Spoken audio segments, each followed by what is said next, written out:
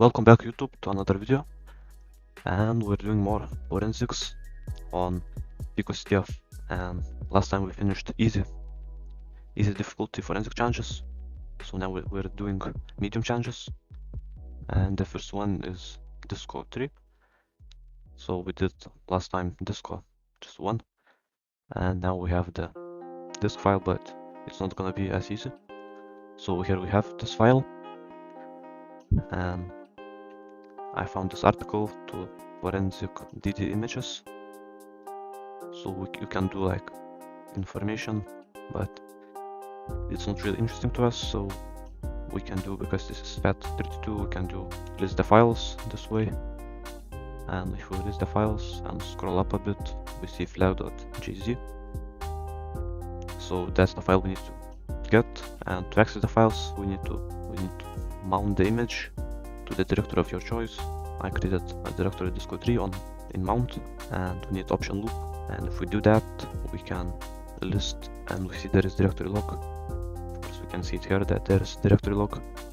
And if we go into that, there is the flag.jz. So I'm gonna copy it here, and we can unzip it, and we have the flag. So yeah, this was not that hard, despite us skipping the second part of the challenge, disco 2. We'll do that later. So yeah, let's go to the next one. Okay, and next we have the disco 2. Yeah, it's nice that we're doing them not in order. This time our disk have a few partitions, and we need to look into the Linux one. If we do file disco dd, then you see there is partition 1 and partition 2, and to see more information on these partitions, if we do fdisk-l, then we see that there is Linux partition and then W95. So we need to look into the Linux one. You can see that it starts at 2048 and ends at this. So to extract the Linux partition, we use dd command. For options, we use input file, which is our disco2, then output file. I just called it partition 1, and image, because this is a raw partition image. Then skip, this is where it starts. Then count, it's the sectors. This is how many blocks we copy, and one block is 512 bits. And if we run this, we see that we have the image. And if we string this partition image, we see that we have only one flag, which is the correct one. So let's move on. Okay, I finally did the next challenge. So in this challenge, it's called event viewing, and we need to look into the security log for Windows, and we need to find 3 flags. And our situation is that our employee installed the software by installing an installer, and that was malware. And now when he logs in, his computer gets shut down instantly. So yeah, we need to look at installation, when they run the software, and the shutdowns. Find the segments of the flag. So I have downloaded this windows logs.avtx, and to extract into XML, which I can read, I use this tool called avtx.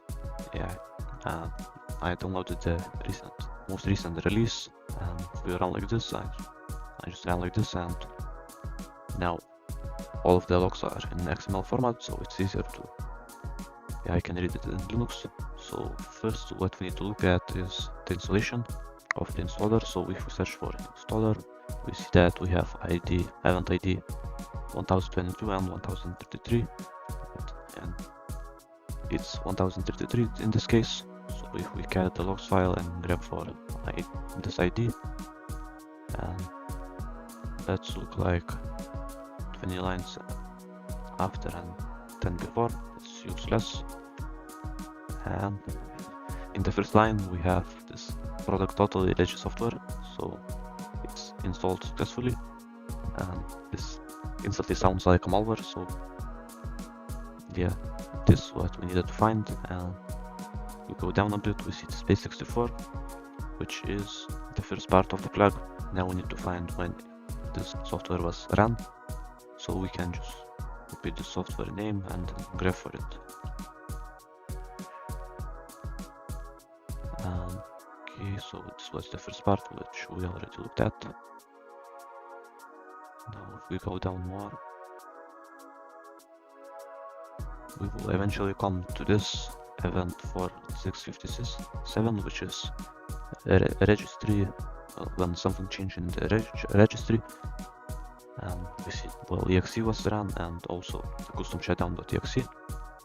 And if we look up a bit, we see this immediate shutdown and another base64 string, which is our second part of the flag.